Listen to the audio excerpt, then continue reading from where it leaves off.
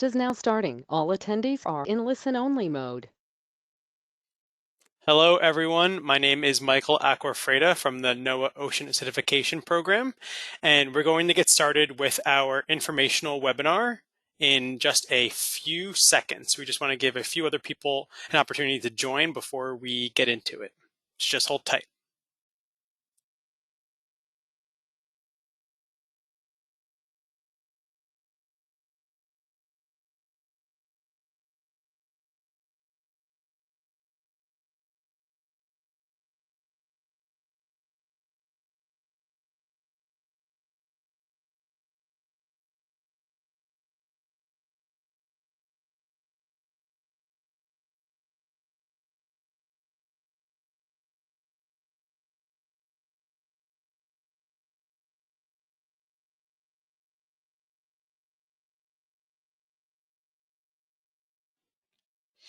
Hello, if you're just joining us, thank you for coming to this informational webinar about the NOAA Ocean Acidification Master Student Fellowship. We're going to get started in probably about 30 seconds. We just want to give a few people an opportunity to join.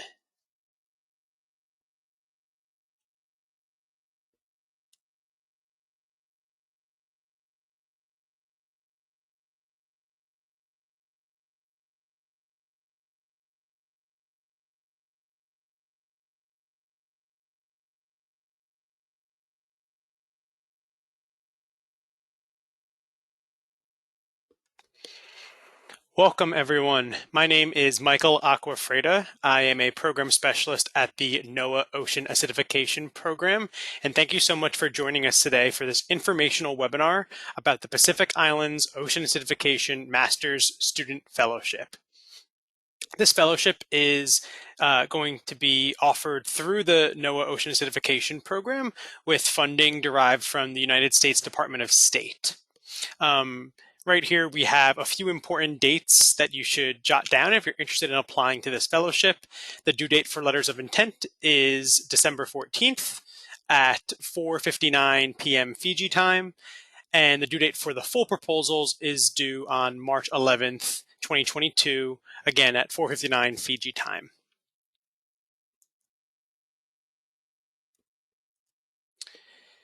So I want to begin by laying out a brief agenda for what I'm going to be covering in today's webinar. So I'll first provide an overview of the fellowship and give a little bit of background to that. We'll go over the eligibility for the fellowship. Then I will discuss the letter of intent requirements. So the letter of intent is kind of like a pre-proposal that applicants need to submit in order to be eligible to submit a full proposal. I'll then discuss what requirements are necessary for the full proposal application. I'll discuss the evaluation criteria for this fellowship, and then we will end the webinar with a Q&A where you could type your questions into the questions box. And I really encourage all of the audience members to type their questions as they arise, and you could do that by writing those in the questions box on the bottom right-hand side of your control panel.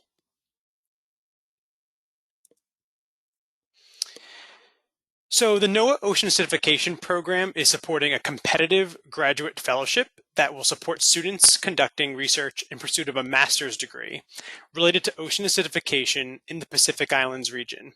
And the goal here is to really help fill capacity gaps in regional OA research and monitoring. There's two overarching goals to this fellowship. The first is that NOAA wants to support early career scientists who will provide the Pacific Islands with OA research and observation expertise. And the second goal is to provide the Pacific Island countries and communities with more data, information, and resources, which could hopefully be used to build greater resilience against OA and its impending impacts. So although this funding call is put out by NOAA, the NOAA Ocean Acidification Program, and the U.S. Department of State, there are a lot of other partner organizations that are working together right now to broadly build capacity in the region. So we at NOAA work really closely with SPC and PCOS. We work very closely with USP and the University of Otago, as well as NEWA. and the Ocean Foundation. And there's some other kind of intergovernmental organizations or international organizations like GOAN, the Global OA Observing Network, the IAEA, OAICC, and IOC UNESCO, who work very closely with us.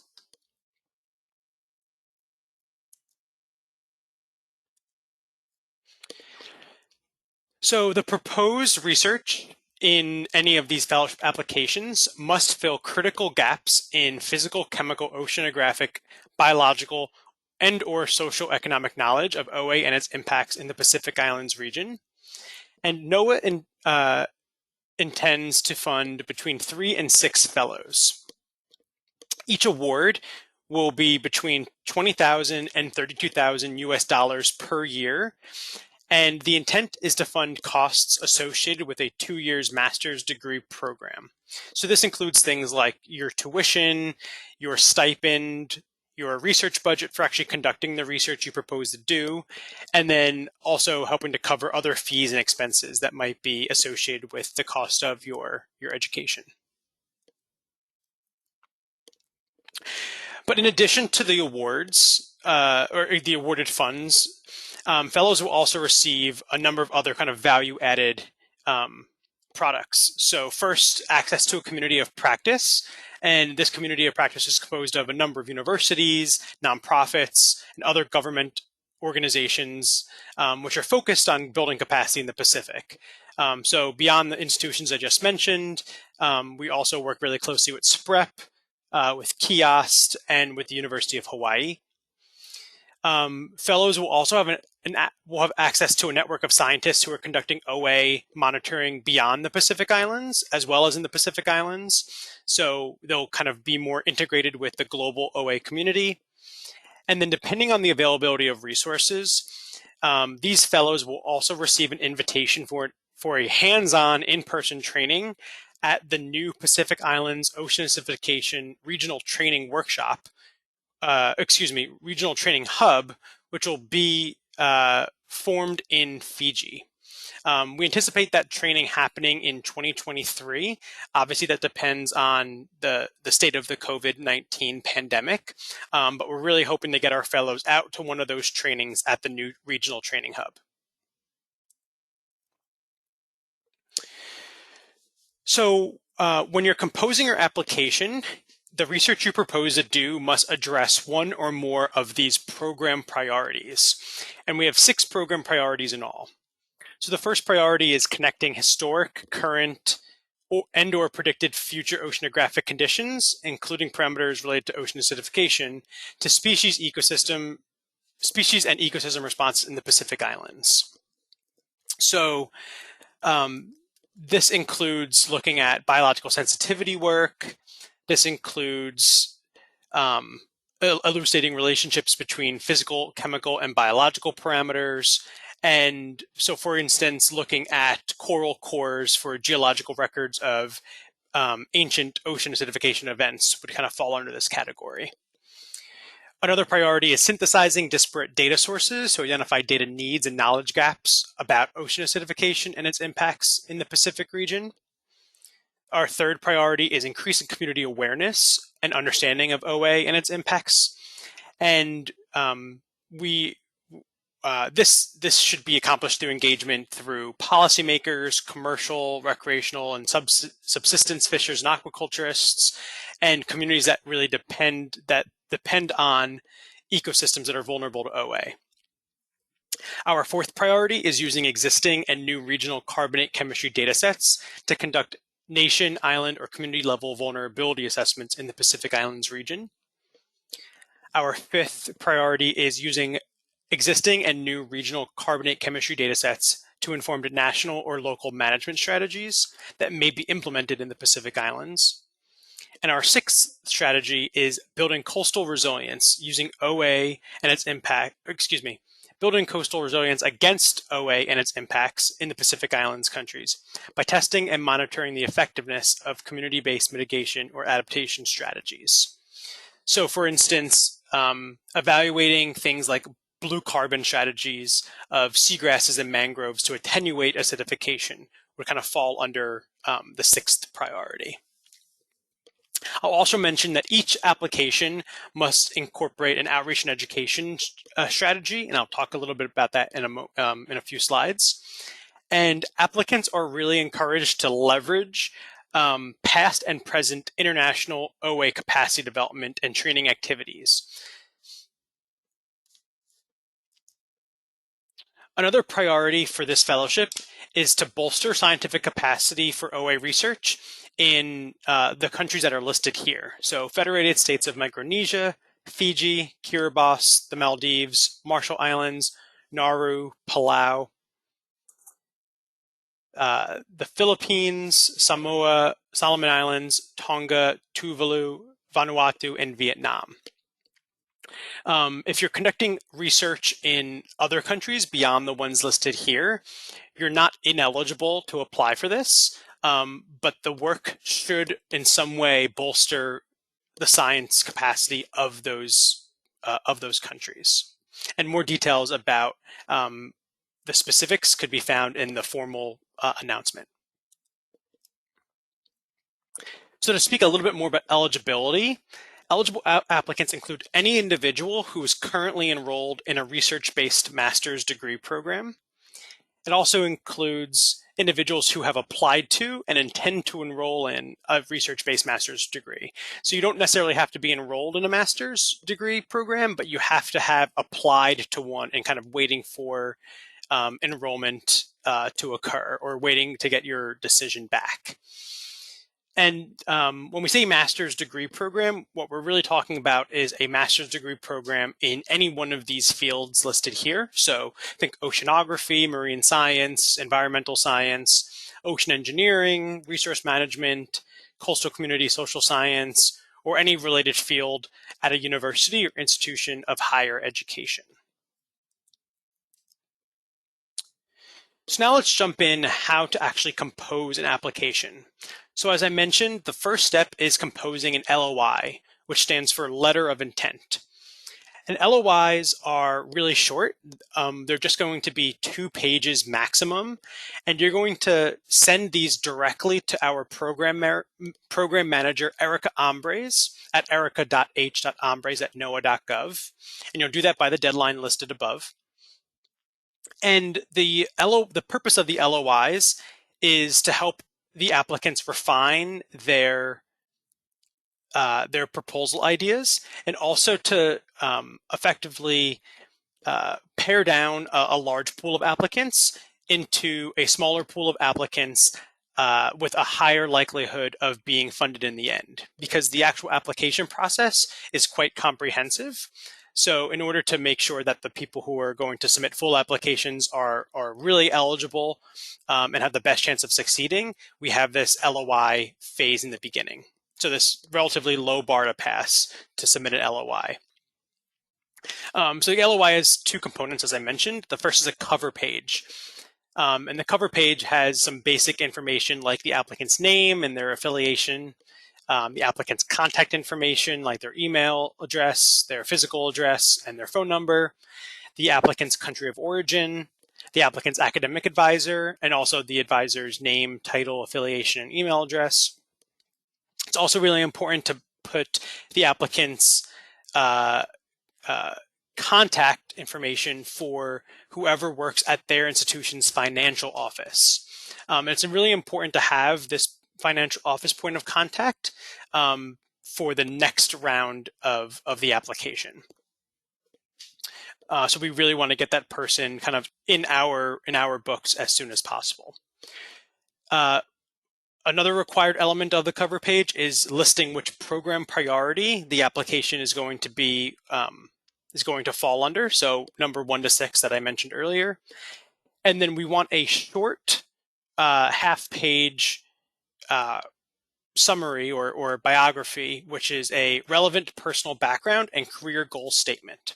So obviously you can't write too much in a half a page, but we're really looking for the applicants to provide a little bit of detail about their background and what their long-term career goals are and how the fellowship will help them achieve those goals. So that's all on the first page. And on the second page is this research plan. And the research plan is composed of 3 parts: a project title, which will probably take less than a line or so on the second page, and then a project description, which is a brief discussion of the focal topics, project objectives, methodological approach, and expected results. And we expect that to take about 2/3 of the page.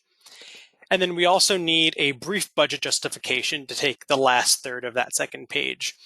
That has a breakdown of total cost, annual breakdown of the requested funding, and a brief budget justification that indicates how the budget will be used. So you only have a third of a page to do this. It doesn't have to be extremely detailed, but we want kind of an idea of how much of your budget will go to stipend, how much will go to your tuition, how much will go to actually funding the methodology and the experimentation or the monitoring, and how much will go to kind of additional fees.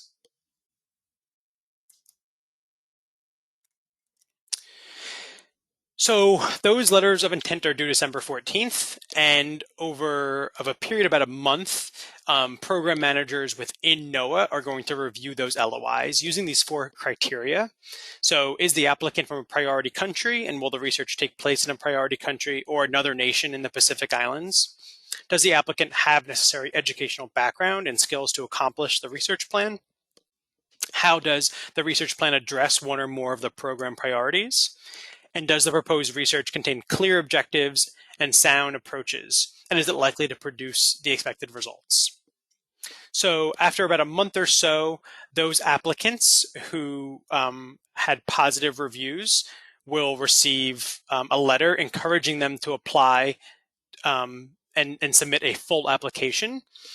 Some applicants will be encouraged to not submit a full application, and then there will be another group that will kind of fall in the middle, that they're saying that effectively you can still apply. Anyone who submits an LOI can still apply for through the full application process.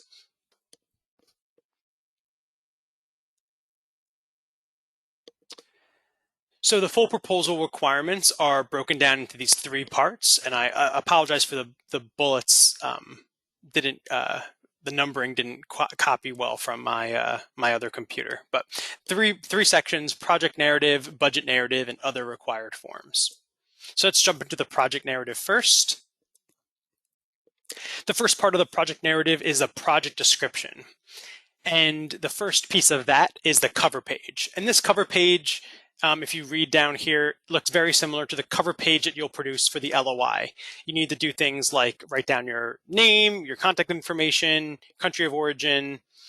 You also need to write down the status of your master's program enrollment. So have you applied to a master's program? Are you accepted into a master's program? Or are you currently enrolled in a master's program?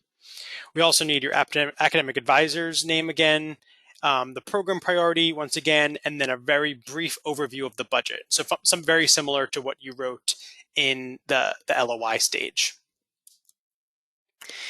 Then kind of the meat of the project description is your research plan. And this research plan has a 5-page maximum limit to it. And it has all of these different components to it. So, of course, there needs to be a title and a brief abstract of about 250 words. And then we're asking for some background information. About 1.5 pages is what we suggest your background be.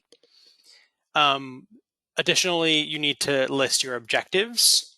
And then you need to outline your methodology. And again, your methodology should be about 1.5 pages. We then ask you to list anticipated outcomes and deliverables from your work.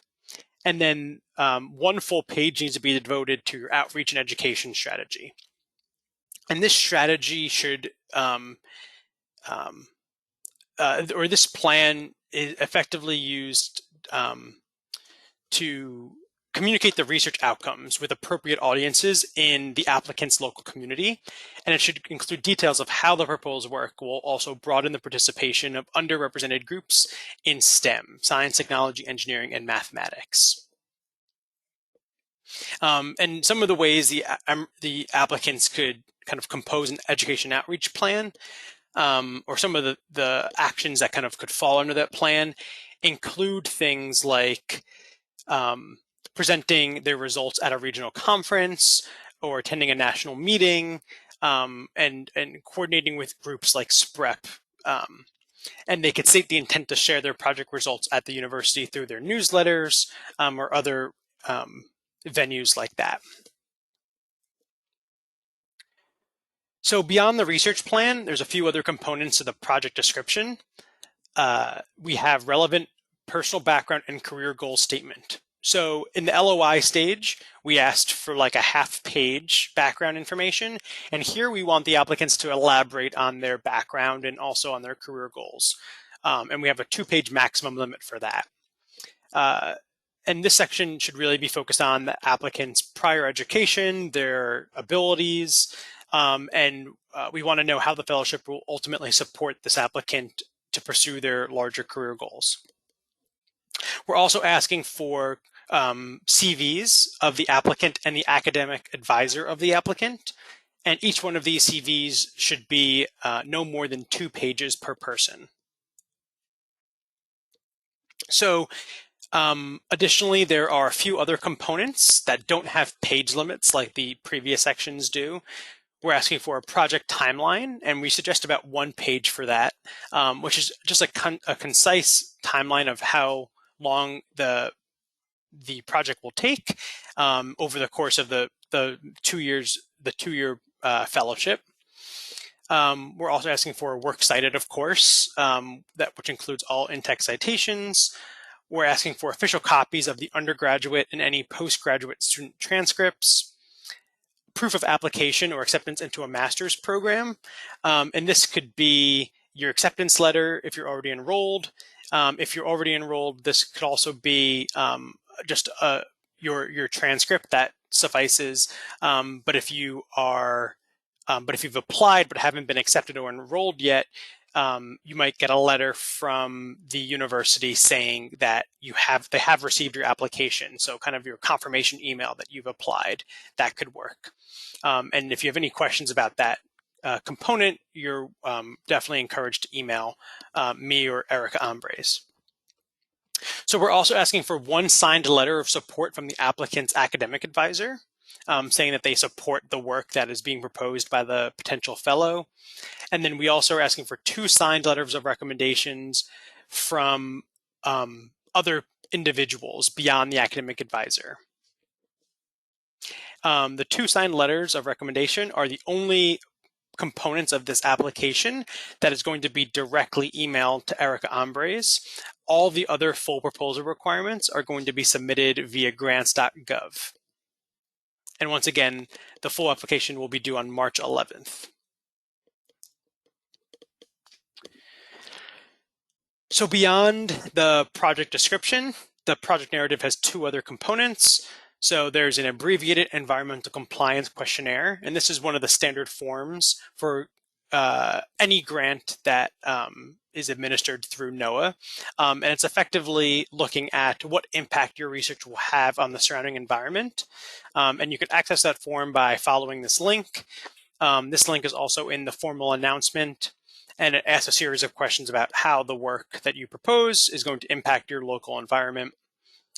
And then we're also asking for a 2-page data management plan.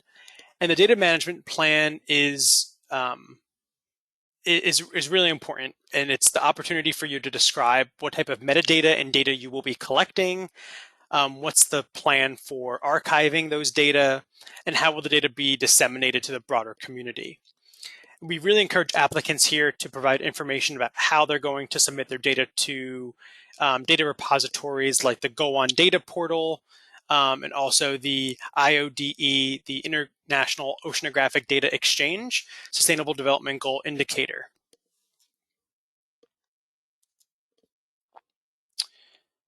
So all of that I've described so far for the full proposal requirements are all nested underneath the project narrative. But we're also requiring a budget narrative, which is broken down into this budget justification. And this doesn't have a page limit, but it should effectively outline for each year of the project how the funds will be spent, and a justification for each one of those line items. and there's a standard forms you could use for these. And if you have any questions, you could email once again Erica Ambres or myself. And then there's a series of other kind of required forms that are standard forms, once again, across all NOAA programs.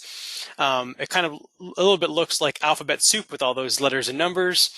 And kind of an important takeaway here is that these forms, although they don't take too much time to fill out, sometimes you need to actually, you will certainly need to work very closely with your institution's grants management office to complete these forms. Sometimes you need special university identifiers that could take days or weeks to acquire from the US government before filling out these forms. So it's really important that, once again, that you work closely with your grants management office at your institution to fill out these forms. And once again, you're also welcome to email us if you have any questions.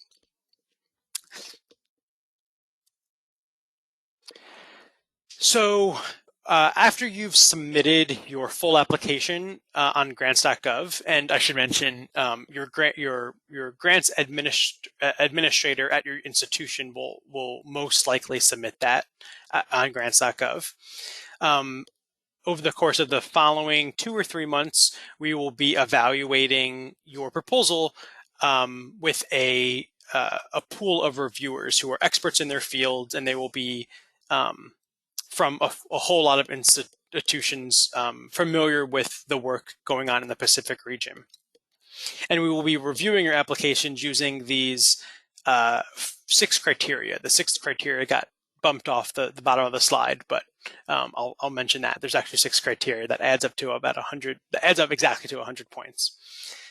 So the first criterion is quality of the proposed project and its applicability to the program priorities. So here's where we're assessing the intrinsic value and relevance to the program goals and priorities. This is where we're assessing how well the proposal bolsters OA capacity in the Pacific Islands, specifically in the target countries I mentioned. And it's also the place where we're going to be assessing the research plan and the data management plan, looking for whether it has clear objectives, a sound methodological approach, and a high likelihood of success. The second criterion is looking at your recommendation letters, so your advisor's letter of support and the 2 other letters of recommendation. The third criterion is looking at the applicant's academic record and statement of career goals. So we're going to be looking at the career goal statement and also the applicant's expertise, education, and also the training they've had in the past, facilities they are currently going to be using, and also administration and advisor supervision. The fourth criterion is looking at kind of additional relevant experience, honors and awards, activities, and also the applicant's written and oral communication skills. The fifth criterion is looking at the outreach and education plan, where we'll effectively be looking at will the plan effectively allow the applicant to communicate their research to the local community, and how well the overall proposal, even beyond the outreach and education plan, broaden the participation of underrepresented groups in STEM.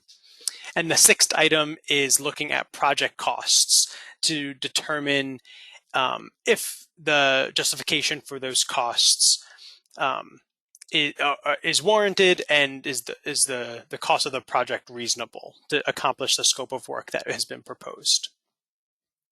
That last project cost criterion is worth 10 points. So that gets to the end of my presentation. And now I'd really like to open the floor up to this question and answer session. Once again, I've posted the time and date deadlines for the letters of intent and the full proposal. So just one more time, I really kind of want to hit this home. Letters of intent are going to be submitted directly to the program manager, Erica Ambres, and her email address is listed there. And you need to submit those by 4:59 p.m. Fiji time on December 14th. And then if you submit an LOI, you are eligible to submit a full proposal, and full proposals must be submitted by the applicant's institution via grants.gov. And all those materials will be submitted in one package on grants.gov, except the letters of recommendation from the two non-supervisor individuals. Those two letters instead will be sent directly to Erica Ambres. And if you have any questions at any given time beyond this session, if you're writing the application and you have questions that crop up, please reach out to us and we'll be happy to answer them. So I'm going to now ask my colleague Kerry Dobson, who's on the line, to ask some of the questions that have been appearing in the chat box. Just looking in here, it looks like we already have quite a number in the chat box, which is really exciting to see. And don't be shy. Any question you have is going to be a good question. Some of this stuff can be a little bit complex, but overall, we really want to do our best to make it as smooth as possible and to make the process of applying for this fellowship as easy as can be. So Kerry, do you want to begin asking some questions? Sure. So it looks like Erica has actually been answering most of them in the chat, but I feel like we should go over them in case people aren't able to see them or whatever reason. So the first question that came in was, in terms of the administration of the fellowship, will it be handled by NOAA or will a partnership institution handle it? And that's with regards to like the stipend, research, grant, disbursements, etc. And let me see if I can find maybe that. Erica, since Erica's been answering some of these questions, maybe Erica could come on and unmute yourself and give some responses. Yeah, that'd be great. Sure, yes. So NOAA will be administering these awards. We'll be administering them through grants.gov. So that's why you have to apply through your universities to grants.gov. That's how NOAA administers these awards. The next question that came in was regards to eligibility. So this person already has a postgrad diploma in biology and asks if they would also be eligible to apply for a master's application as well. Yes, so if you plan on applying to an additional master's program or are enrolling in an additional master's program, then you would be eligible. If, however, you are going on to a PhD, then that would make you ineligible for this fellowship. So this fellowship is only for master's students. And I know that some institutions in the Pacific have kind of a postgraduate diploma level that comes after your undergraduate level, but before your master's level.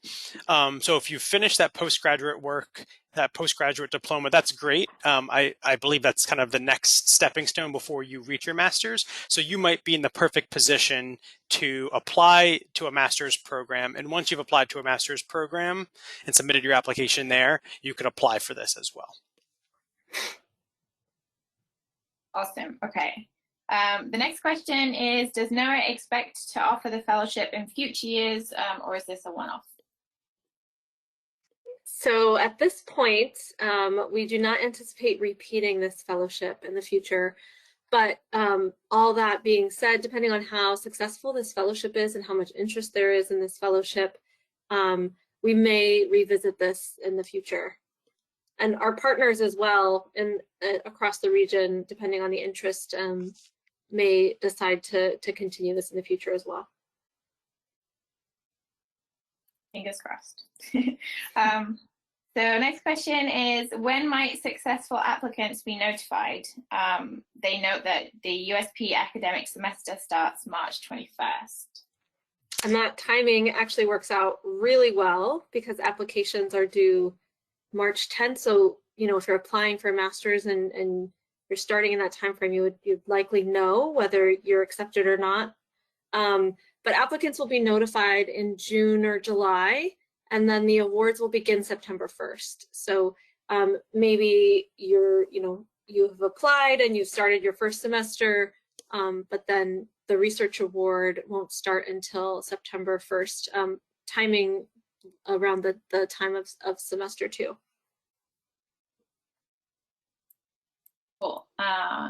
Okay, so if a student is intending to enroll in Masters in Chemistry after completing a postgraduate diploma in chemistry, is he or she eligible? Yes. Yes. As long as you've submitted an application to that master's program, by the time you submit your full proposal, you will be eligible.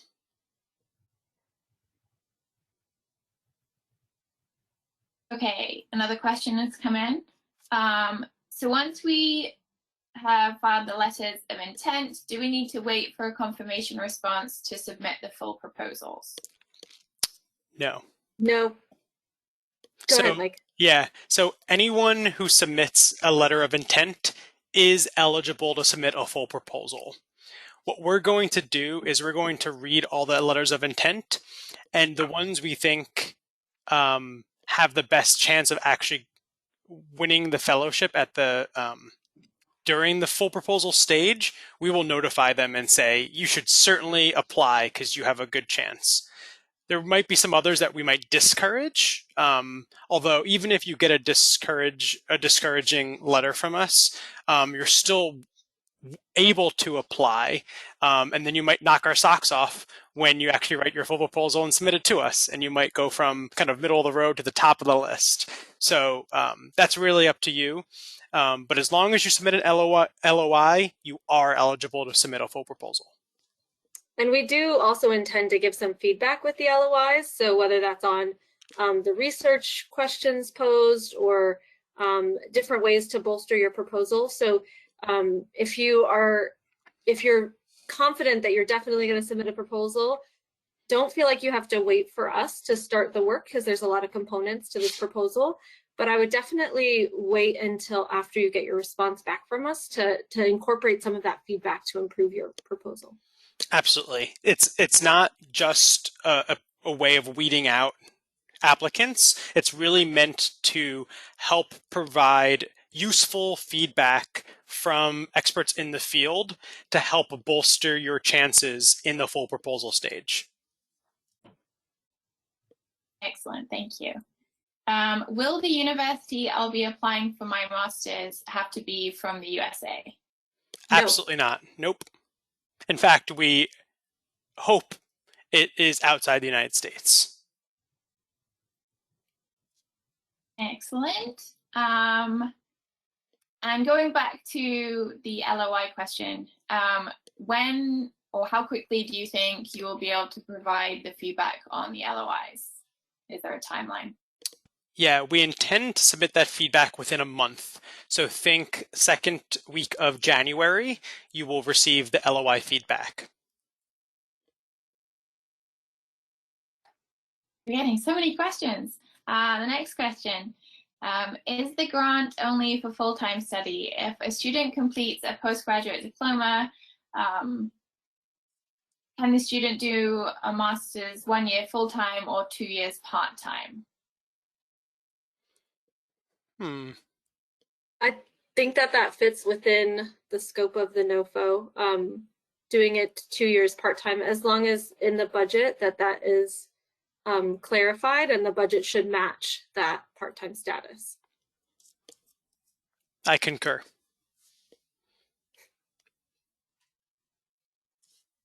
All right, that was the last question I have in the questions box. So unless anyone has any more questions, please feel free to type them in.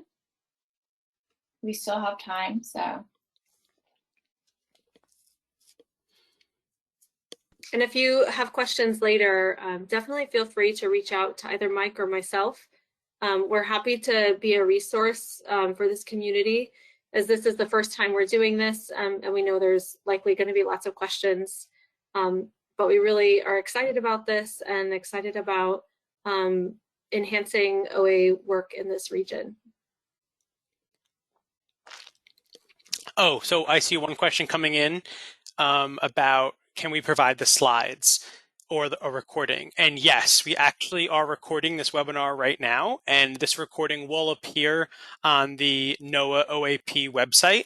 And we're also going to post that with a FAQ basically taking the questions that you've all posed here and turning them into a document that people could see. And we hope to have those uploaded by, if not the end of this week, at the very beginning of next week.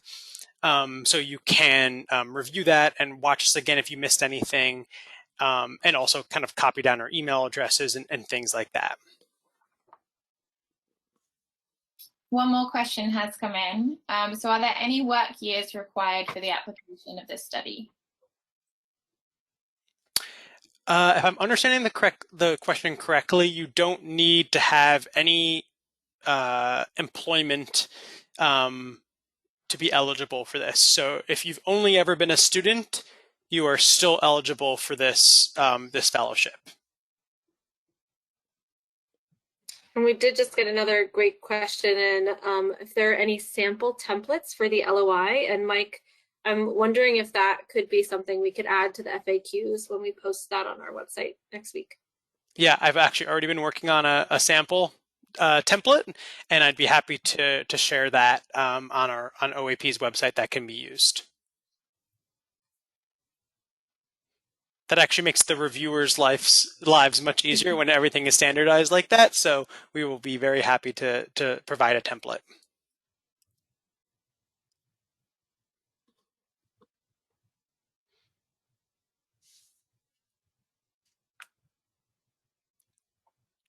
Okay, so another question came in. Are we free to approach the academic advisors, or do you have a list of people who can be academic advisors? So no, we don't have a list of academic advisors in mind. We really are hoping that the applicants will reach out to advisors themselves and work with them. So if you have someone in mind, please reach out to them. And if there are any academic advisors on the call, if you know of any students that are particularly precocious or interested in OA at your university, you could share this information with them and help them craft a proposal. But if you're looking for advisors, while we don't know of everyone who does OA in the region, we do have a lot of connections, so we would be happy to help you network and help you reach out to different people in your area if that's something that you're needing that help, those introductions. Yeah, this is a really great question. And in the FAQ document, I'll also post information about joining PITOA, which is the Pacific Islands and Territories Ocean Acidification Network. It's a chapter or a regional hub of GOAN, the Global OA Observing Network. And that's about 100 folks that around the Pacific region who are interested in OA and studying OA. And even if you're just kind of tangentially related to OA right now or just a student, it's a really good network to get involved with.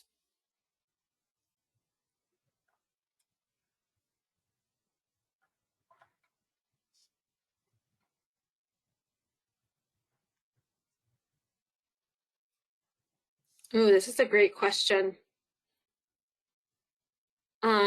So Jolly-Ann is asking, she works for an NGO that serves as a fiscal agent for some grants, and she wants to know if the proposal can be submitted through their grants.gov account.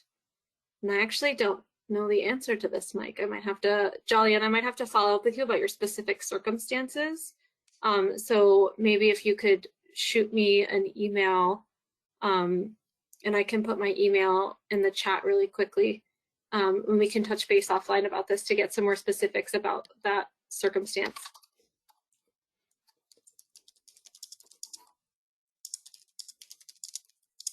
I'll also type my email in the chat if anyone on the call has additional questions. It might actually be best if when you have questions, you copy Erica and me on the email together. So we're both kind of up to date about questions that are coming in, and whoever has more capacity or more knowledge or know-how, which is typically Erica, could answer that question.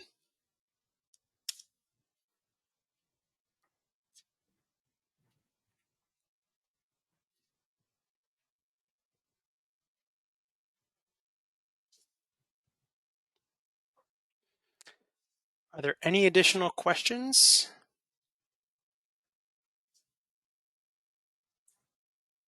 Okay.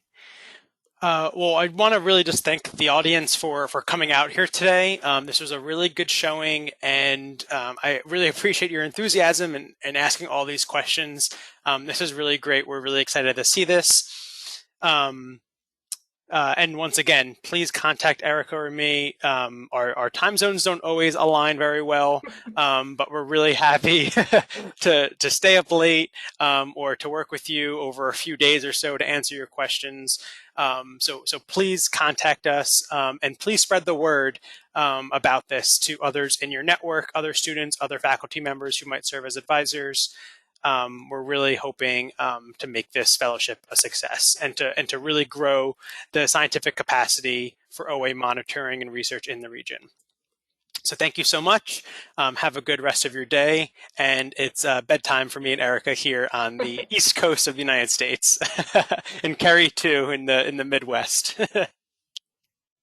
All right. Bye, everyone. Have a great evening and a great day. Bye-bye.